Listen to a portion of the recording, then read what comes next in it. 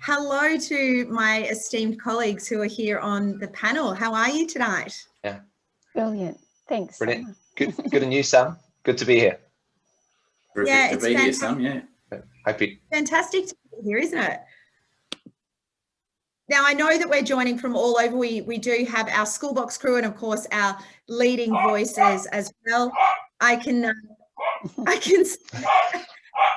see that we've also got some of our furry friends joining us this evening. Now, what I will make sure that if you are joining us, if you could make sure that you've got your microphone off. Sometimes you never can tell what permissions Zoom does give everybody. So it would be fantastic if we can make sure that panelists, non-panelists are on mute. Okay, I can see that we've got folks from all over the world joining us now. So I'll just put up a couple of rules of play for us so that we are ready to make sure that we are all in and able to share our voices. This is part of a 3-part series. I'm so thrilled and honoured to be your host. My name is Summer Howarth.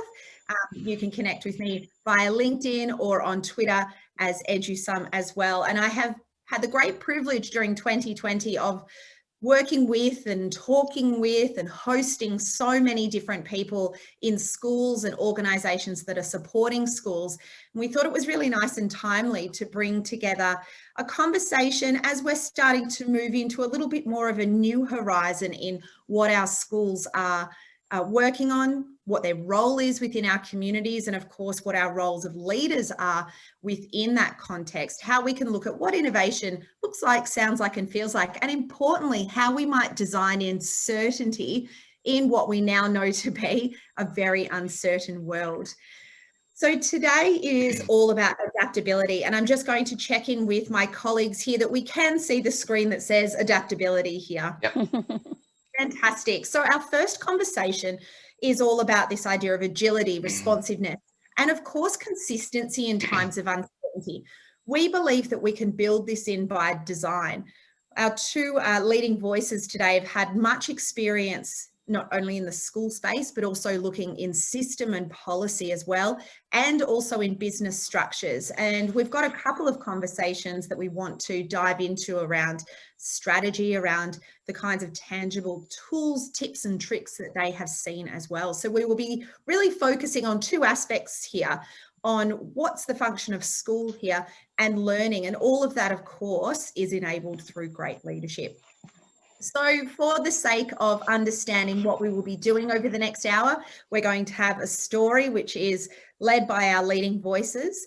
We will then be taught a skill. I'm going to introduce you to one of my favorites, and it's a really timely one because it was a year ago today that I was in a school and we had some questions around what might it look like if this virus, and we'll probably only use that term once or twice, team. We don't need to make it all about COVID. But what might happen if it reached our shores? Would we be ready to deliver an education worth having? In fact, would our school as an organisation remain relevant? We ended up doing some disaster planning and really putting on a persona of that doom and gloom. And we did that for a very specific reason. It was so that we could design failure out. So I'm going to share that tool, that strategy skill with you. And then of course, a solution here. Our friends at Schoolbox worked incredibly hard and were super responsive in helping schools to really make sure that they were designing certainty in an uncertain world. So all 3 of our conversations, our online conversations here, will be looking at a story, a skill, and a solution. What I will ask you is please use the Q&A to ask our panelists a question. Use the chat to have a little bit of a conversation amongst yourselves as well. It'll be really great if we can really keep those questions targeted in the Q&A if you have something for our leading voices, just to make sure that we don't lose them. And another thing that I would love to introduce you to is our Miro board. I love nothing more than involving everybody in a conversation here. We've got a collective intelligence that is too good to waste. Leading voices, you are extraordinary, but we would have hundreds of years of education and organisational experience in practice and leadership here with us. So we don't want any of that to go to waste either. In the chat at the moment, Pete, if you wouldn't mind popping in the Miro link. You might find that Leah or Grant put that in as well. Miro is like, let's pretend we were in a room and every space was a whiteboard space, and I gave you unlimited post-it notes for you to put your input, your ideas, and your expertise. It's a really nice proxy for engagement. You don't need any kind of login here. So please feel free to have a go at this. You can't break it. So don't feel like you are going to break this tech tool, and together we can have a look at all of those different ideas as we go along as well. But without a further ado, I would like to introduce our leading voices tonight. These are two extraordinary leaders in the education space who have had not only a magnificent year of really leading teams through something that was quite, again, a term I'm only going to use once, unprecedented, but have a whole career in looking at strategy, leadership, organizational structures, and of course, innovation, which is incredibly important. If I'm looking for a term for innovation here, I'm going to give you a simple definition. Innovation is change that adds value. It's not necessarily about slippery dips or sparklers or having all sorts of crazy things. It is change that adds value. So it should make things more efficient. It should make them more effective. And it certainly should be something that we say, I'm glad that came along because it is now better than it was by at least 10 times. So Richard Gaskell is joining us today from Thailand, working in international schools for most of his career. So I know that many of you would have worked alongside or certainly be aware of Richard's role in consulting in the sector. Richard, thank you so much for joining us this evening. Thanks, Sam. Now, Jenny is an incredibly experienced national and international consultant based here in Australia. Jenny works alongside a lot of significant organisations in the policy and leadership development space.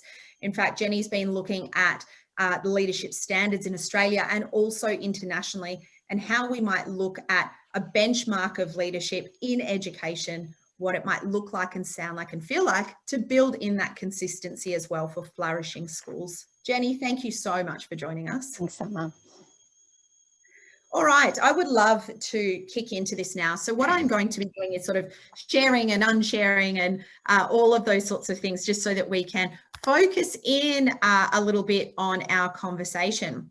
So I want to start off, Richard, with this whole idea of agility, adaptability, responsiveness. Considering those sorts of concepts there, where do you think that there are some of those levers for us being adaptive in a school context? Yeah, thanks for that, Summer. So, I mean, I've been in a very fortunate position that I've seen schools being agile and having to adapt both within our own school group as well as interviewing heads all across Asia for IAS last semester.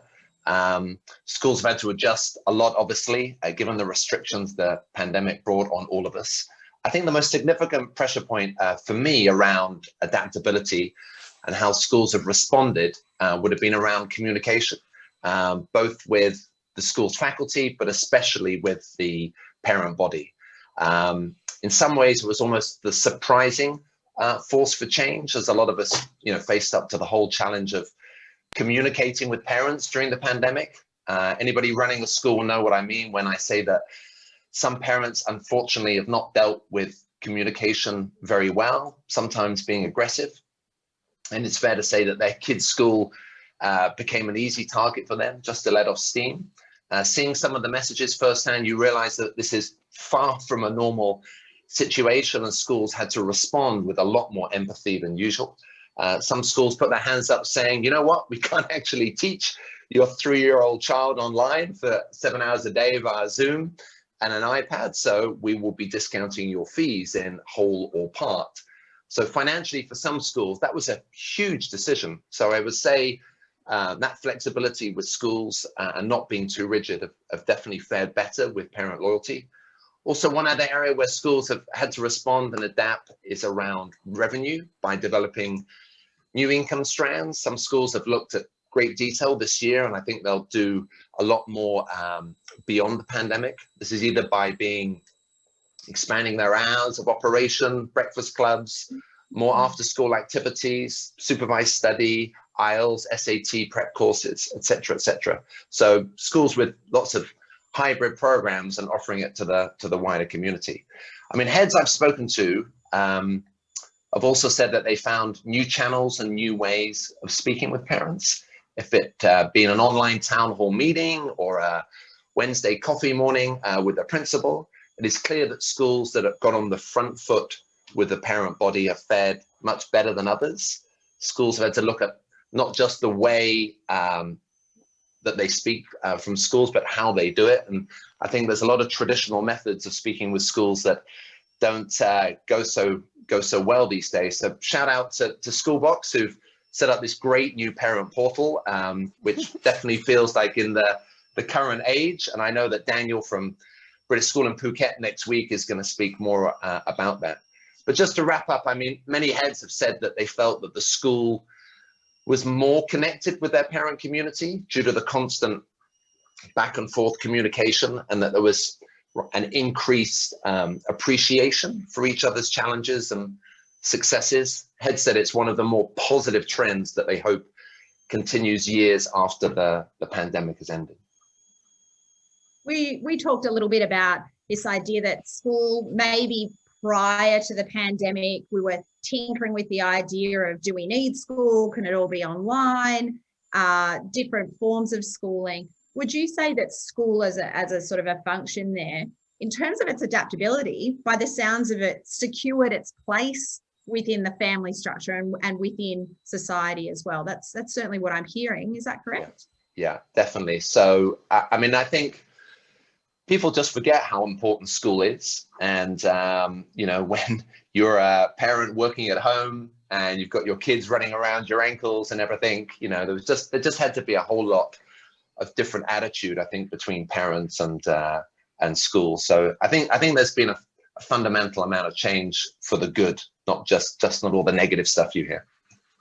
Now, what I have put in that Miro board as well is a bit of a question or a provocation. How has your organisation been adaptable? And we've got some really great responses in there for now. And I captured one where you said there's changed revenue strands. I think that's an interesting one for us to go back and explore in our schools as well. But thinking about the needs of students, we've become a lot more personalised, and that's certainly that individualised response of schools, not only to learning, but the needs of the student, is something that we will explore in a future session.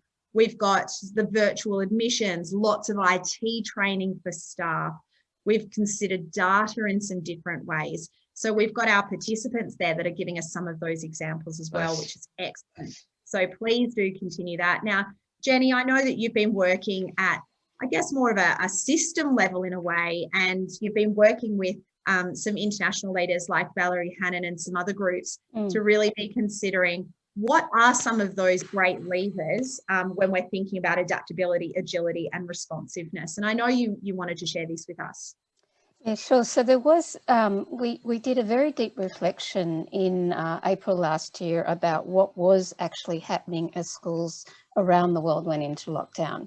So what were the levers and what were the inhibitors or barriers that were starting to occur in different levels of education?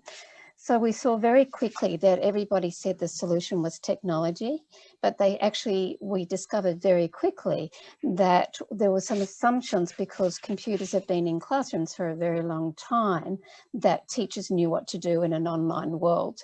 So some countries paused for a moment and the holidays started while they quickly taught teachers or educators how to teach in a blended environment. Should have been done 5-10 years ago, but this was the pivot point when we did it. From a UNESCO point of view, when they came back and looked at that particular one in November last year, they realised there were some new learnings that we needed to look at around cyber safety tools and access for caregivers and students, and what that would look like in a distributed learning world. We know connections failed. We know connections failed, connectivity failed in developed countries, let alone emerging countries. So the quick and agile ways that countries came to work with that drone delivered lessons, the milkman delivering lessons. There was different ways that very quickly people started to think about things, but it was also that availability of high quality remote learning that is now the centerpiece of many countries' reforms. One of the interesting things we did find, and we really have to consider this now, is that many educators realise that they didn't know their learners. There may be a bit of a conversation that some parts of schools teach the subjects and other parts of schools teach the children, but there was assumptions of what students had, and of course they didn't. And one of the things that is emerging now again, it happened 10 years ago, is the huge number of student-led families. And so what does that look like in a new schooling definition as we move forward? And it's something to continue to talk about.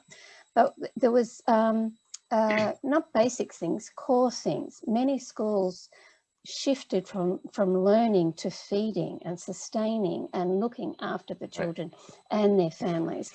And that has been core business for a while in many of our countries. And so what is the definition of school we now talk about? We know that the kids missed each other deeply, and many of our educators realised that they missed their peers. So what can we do in terms of connectivity moving forward? How do we build relationships in different ways and sustain them? And carefully considering what those transition points look like. But the wonderful things that's happened over the last 12 months is really challenging all those traditional structures. Many countries thought about how to mark the role. That was their first priority from a bureaucratic point of view. But very quickly that shifted to how do we validate student learning and performance in different ways in an online world, and how do we actually nurture all those shifts and changes. So from a leadership perspective, what is our place in this learning environment now? How do we nurture it and grow it, both from a systems perspective and from an educator perspective? It's an interesting, I guess, noticeable that we needed to really look at connectivity and what that means in terms of our human relationship, and also in terms of our organisation and our sort of fundamental just resources and tech. I worked with over 400 teachers from across Victoria as part of Department of Education when we were looking at how might we take what we know of good pedagogy and good tools and actually look at what good teaching and learning looks like in a blended environment. We looked at that for 6 weeks. We thought maybe 30 teachers might join us every week, but about 400 did. And what was very cool about that is that they loved that consistency of connecting with different peers as well. So really hearing what you're saying around those different connections too. Richard, was there anything that you were nodding along there, anything that kind of sparked through what Jenny shared? Yeah, I mean, just key aspects of learning, the whole well-being aspect, and I think we're going to get onto that more in a minute. It's definitely the underlying factor is well-being with both the teachers and the students.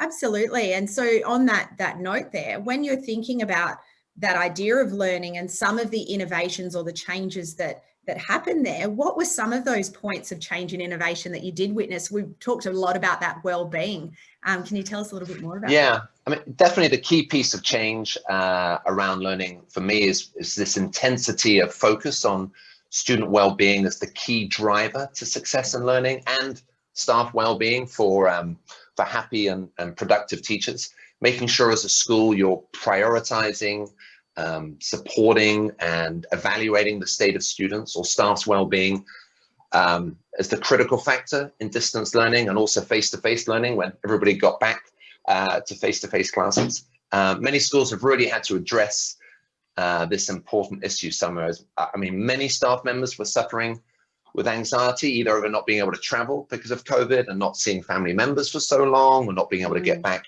to work at their schools in Asia. Also, some teachers struggle with just the sheer volume of the online teaching experience and going in and out of online face-to-face, online face-to-face. And many international schools have been really good at managing this process and realizing they've had to bring in professional help sometimes when needed, and not just expect everyone just to get on with it.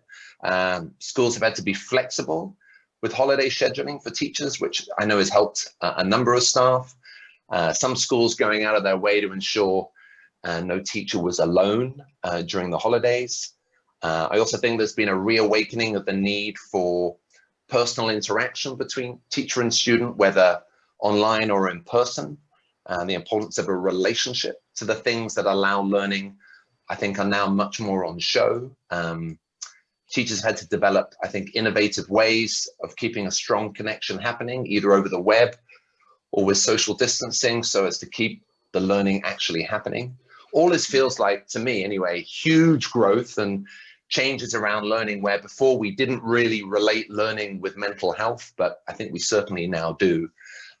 International school leaders I've spoken to also say that their teachers are having to be much more flexible and creative with their time.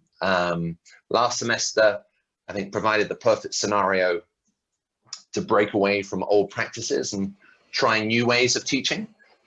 Some educators, I believe, have clearly thrived during all this disruption and have been keen to find ways to innovate and maintain a positive culture around online learning. I've read so many positive stories of, you know, interactive online academic activities that have helped students continue and thrive with their learning at home. I mean, good internet access and speed of the internet has become, I think, what a basic necessity these days, like water and electricity. I think a lot of us might be feeling online fatigue.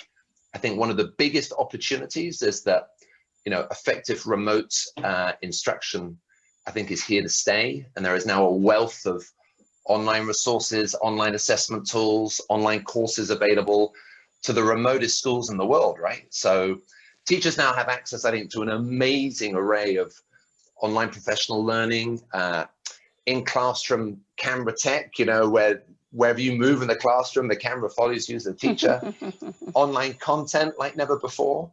So I think the biggest opportunity for me is with my own kids. Students I'm hearing about through my son are learning about online publishing, video creation, coding, collaboration, data analytics, and these are what will be needed for them to succeed and flourish, I think, in future work environments.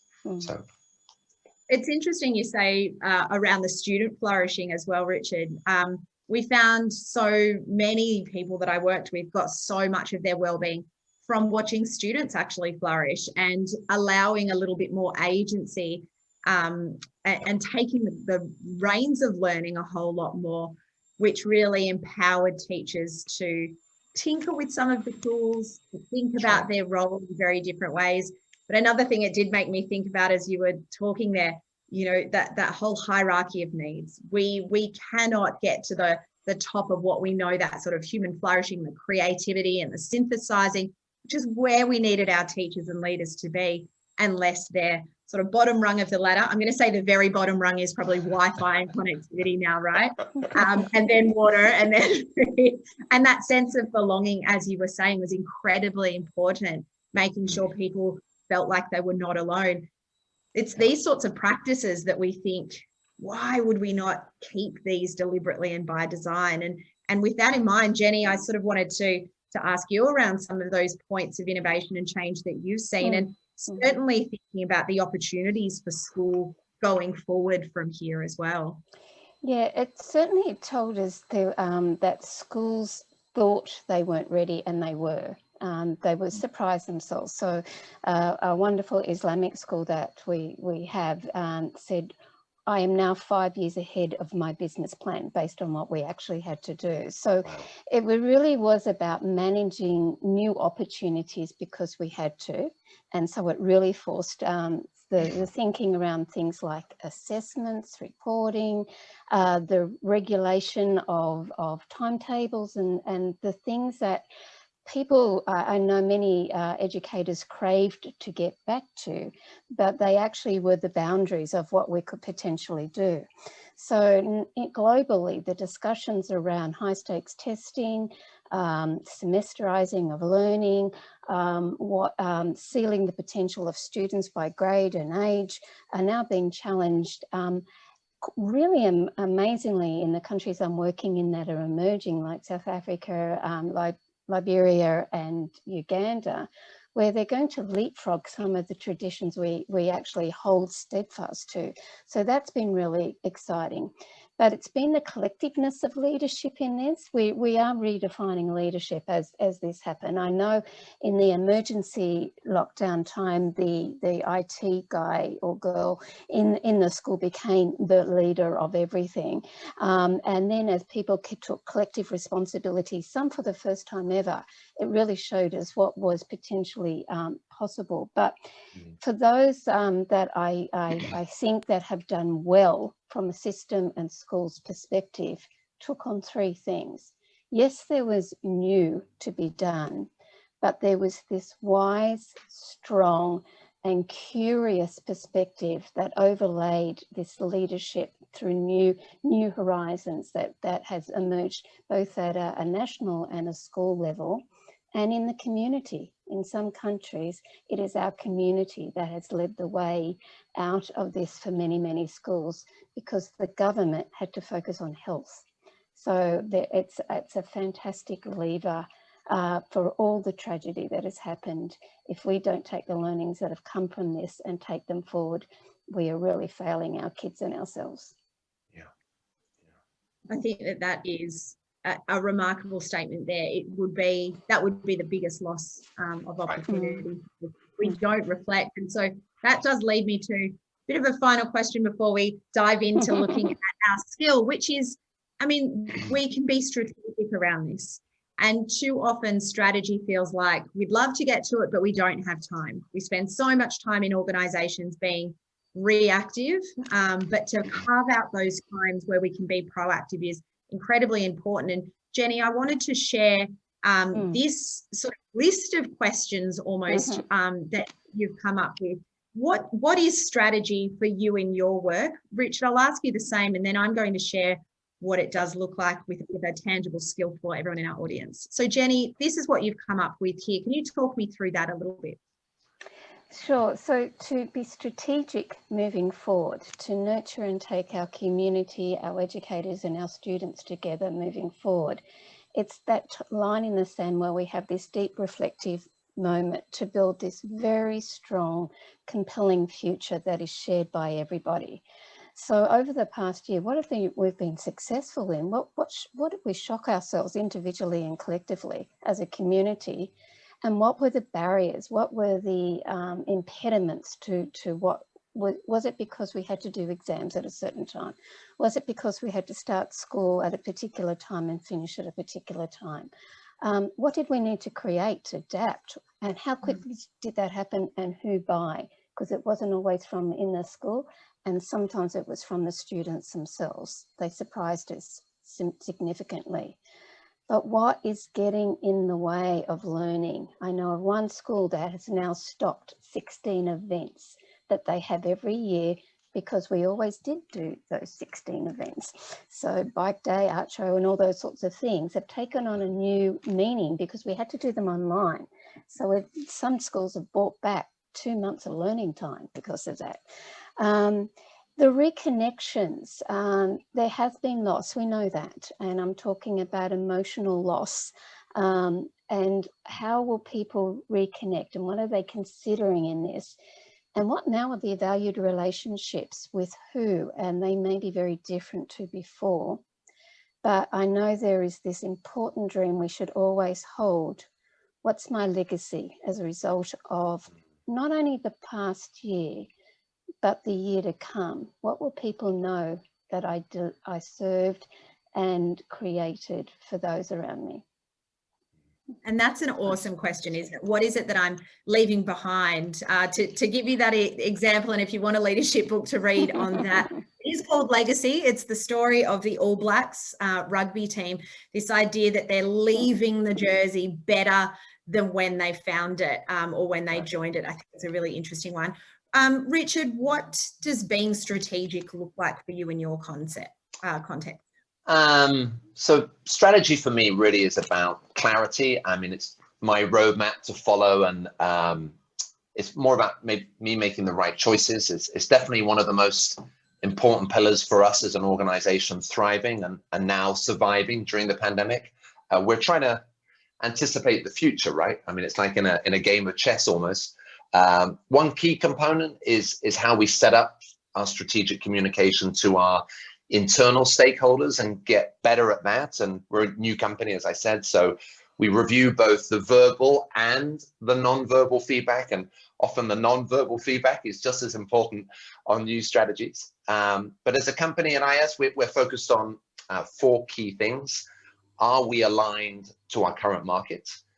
Do we have the mechanisms in place to be flexible when change emerges and volatility sets in? 3, I think, rather than just trying to focus on how to win more business and are we beating the competitors, our focus is always on now what we can do to improve the experience for our clients and also improve the experience of everybody on our own team. And I think if we get that right, success and more business will follow as our reputation grows. And the last thing is we regularly visit our strategies to see that it's still relevant. And I'm pretty much doing that every second month or every quarter right now. Nice. I've written those 4 down because I will put these in our Miro as well, that the 4 kind of concepts there: alignment, we review the mechanisms, we seek improvement, and we always look for that relevancy. So these are strategic concepts here. We find that we bounce between being strategic, implementing strategy, and reviewing strategy. What Jenny has shared with us is what we would call a retrospective. It's something that we would look at a point in time and we would look back. A tool that I want to introduce, and what I might do, Jenny and Richard, is as we're on this line of argument, is introduce this particular skill, and then we'll come back for some of your closing statements if you wouldn't mind sticking around with us. Sure, yeah. All right, so what I've got here is today's skill is called the Premortem. Now, don't get too scared in this. It's not as morbid as it sounds, but a Premortem is an excellent tool that's used by organizations around the world to help your team build up some creative confidence and some leadership capabilities as well. So what your team does is you imagine a project or a scenario, you imagine that project, that scenario, or even your organization has failed. It's completely failed. You really have to put that, black hat on if we're looking at De Bono's thinking hats there. And you work backwards to determine why that failure in this scenario has happened. What you can do then is design failure out. It's a really, really cool tool here. So what I'm going to do is jump over and actually share that Miro board. Actually, before I do, I've just got those 5 key points for us to know about this Premortem skill. It is 5 elements where we're looking at what sort of things do we need, what are the resources that we have or would need to have so that this doesn't fail, what are the past lessons that we could bring into this, some concerns and hopes. So to give you an idea of how I have set this up before, 12 months ago actually, in a school, when it was looking like this may start to affect more than just our students who were our international students and couldn't get back to us. So what we did was we took a day, as many people as we could possibly get, and we set up a Premortem to say, it's 12 months time and we haven't planned for this and we haven't got it right. What are some of the past lessons we can look at if maybe we've had to close the school for some sort of maintenance, or perhaps people have come from different organisations where they had to work from home? We started to get a fair few insights actually from our friends from the School of the Air. We work big distances here in Australia, and for generations we've had the School of the Air, so we leaned on them for some past lessons. We looked at our concerns and our hopes and some of the resourcing that we would need. We set about 4 hours on the clock here for us to get as many things down for those 5 key elements. You in your context, you might have 20 minutes and 3 people. You might have a whole day and 200 people. It's as many minds as you can get on this so that you can look at it from as many angles as possible. So let's jump over to the Miro board. Let's have a look at what we've got over here. I'm going to bring you all to me on the Miro. Let's make sure that this works. It does. I'm going to start to share this screen for those who are not jumping onto Miro with us so that you can see what it is that we're talking about here. So this is what we would call our Premortem Board. This is a bit of an example here if I zoom in from our friends at Atlassian. You can see that they haven't got something that's terribly fancy here.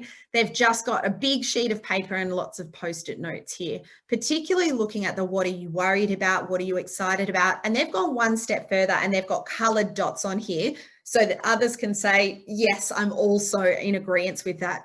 They've gone as simple as what will keep us on time for delivery of this particular project. Alison is a resource that we need there. You can get as specific as it being a person, a tool, perhaps a different mantra that brings you together as well. But importantly, you do want to be looking at, well, what do we need around this?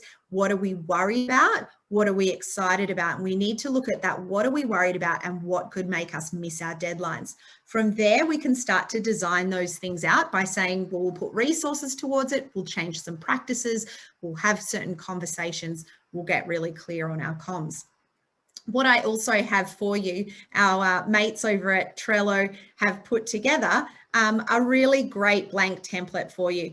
When you hover over, all you need to do is go to the click download. Again, you can't break this, so click around this and get into it. But I've given you a bit of a screenshot here of those 5 key elements that I like to use in a pre-mortem. So you can consider, maybe it's a different project that you're leading, particularly around parent engagement, for example.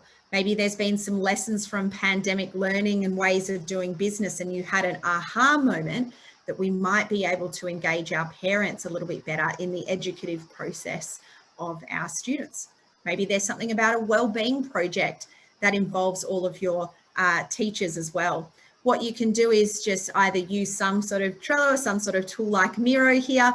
I like to use old school post-it notes and big whiteboards, but I also know that I want to give you some other solutions given that we all can't be in a room at the same time here. So this is where we do our needs. What does this project need that maybe we don't have? What do we already have that we could put into this? That's a really important one, looking at our human resources, our technical resources, our physical resources around space as well. Time is a great resource to consider. What lessons have we learned? What concerns do we have? And what, importantly, are we excited about? It is important to put that hopes and what we're excited about as well, because we like to keep that going along. Now, I want to give you a little tip for the pre-mortem as well. I have used this in spectacularly successful fashion with our learners as well, particularly those in our junior school. When we're starting to look at what learning looks like, sounds like, and feels like for the year ahead, we can start to co-design it with them by using a pre-mortem tool. You don't have to call it a pre-mortem, of course. We don't want to scare the kids after all. So you can basically look at this as future casting. You can think of this as the story that is, think of it as big headlines, but that is a classic strategic tool of a pre-mortem. It is there and available for you. And what I've said there, select a project, a scenario, an idea that you're currently leading at your school and see how that pre-mortem might work for you. All right, I would love to kick over to Jenny just for a bit of a final wrap up here. I know you've given us so many more tools that participants haven't seen in the background. I'm going to put those on that Miro board for us so that everyone can share that out with their schools and their leaders too. But I suppose in terms of that idea of adaptability, what would be your one observation or piece of advice for our participants? Sure, you never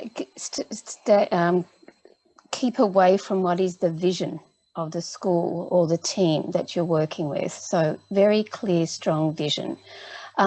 What does that look like then in terms of understanding, shared understanding within your team or in the school? What does that look like in terms of the clarity, what Richard talked about? What does that look like in practice? And then what does that look like in terms of agility across the school or within your team? So that's the new VUCA that I'd like to keep as a bit of a mantra now. But it's that vision and that shared vision. If that's not held true in the other practices of a school, there's a fracture. So a compelling vision right from the very beginning, and then to actualize that is what I would always hold true to. Nice. Thank you for that. And I think it's really key as well when you're looking at maybe there's not lots of people on board, maybe there's some fear there, or there isn't that adaptability. It comes down to having a clear vision, a clear process, and also some really good communication and some tools like the one we shared with you as well. Yeah, shared understanding, shared language, and that's where we get unstuck a lot. Thank you, Jenny. Richard, for you, what does this adaptability mean? And if you could share kind of one key takeaway, what might it be?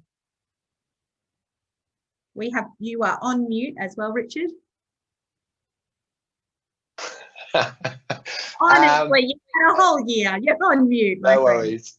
I mean, we're gonna continue to engage with schools on K-12 online and blended learning practices. I mean, over the remaining year and the next years. I think we're hoping and expecting through the remaining course of the pandemic, as difficult as it is currently for some, that necessity will prove to be the mother of invention. And over time, I know our conscientious teachers I think they're going to continue to improve. They're going to continue to invent new ways and strategies that will allow them to better serve the students. And I think just as time unfolds, we're going to be eagerly watching to see if all these pragmatic solutions that our educators adopt are going to really veer towards more student-centered learning. I just picked up on your point about students managing their own learning and students managing their own expectations. Sort of the number one effect on learning that John Hattie came out with his visible learning on his learning chart was students managing their own expectations and managing their own learning. So I think out of all of that, this is going to be a real positive trend.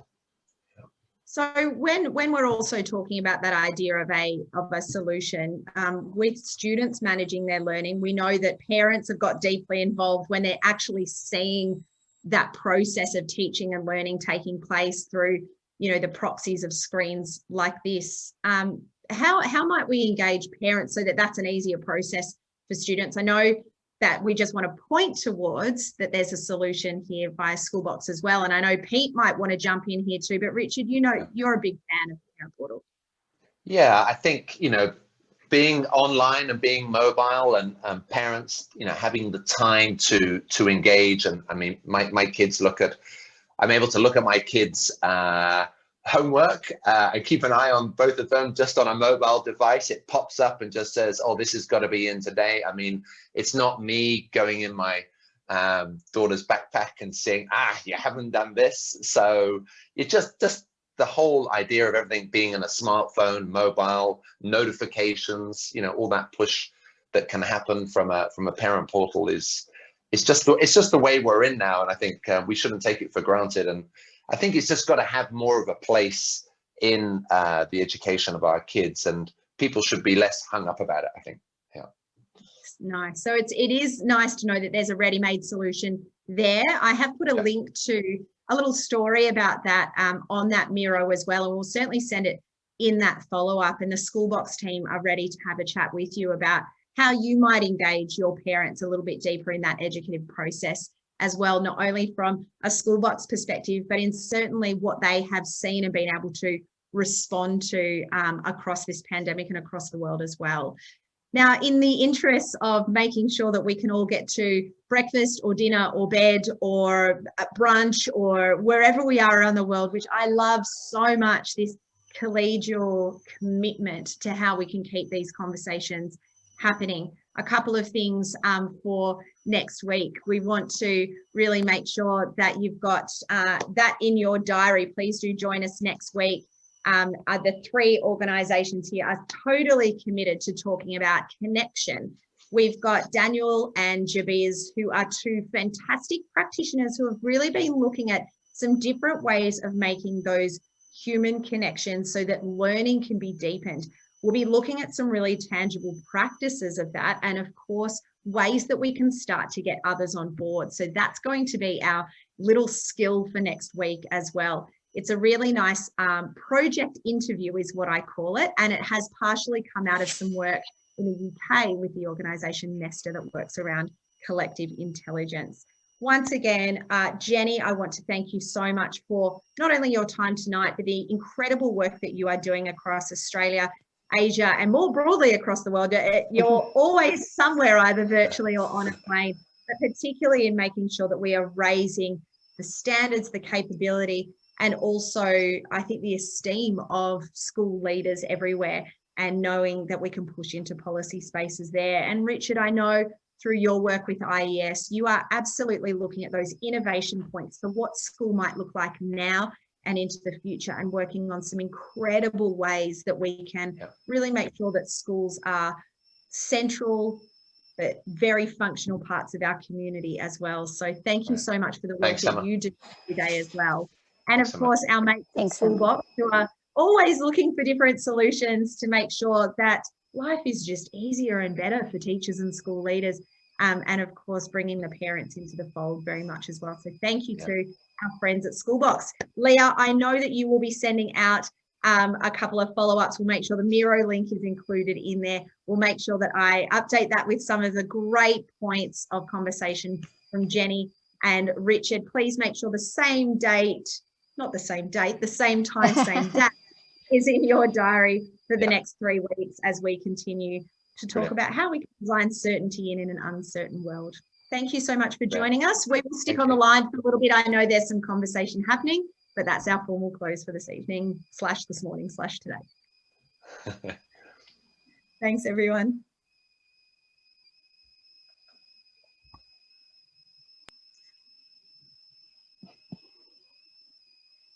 And also, I just wanted to address there, I think there's some questions there. Will the links stay live to revisit anytime? They sure will. They're not going anywhere. Those links will absolutely be up. Fantastic. Thank you so much, everyone. We are going to close off the webinar there. Have a good time. Bye. Bye.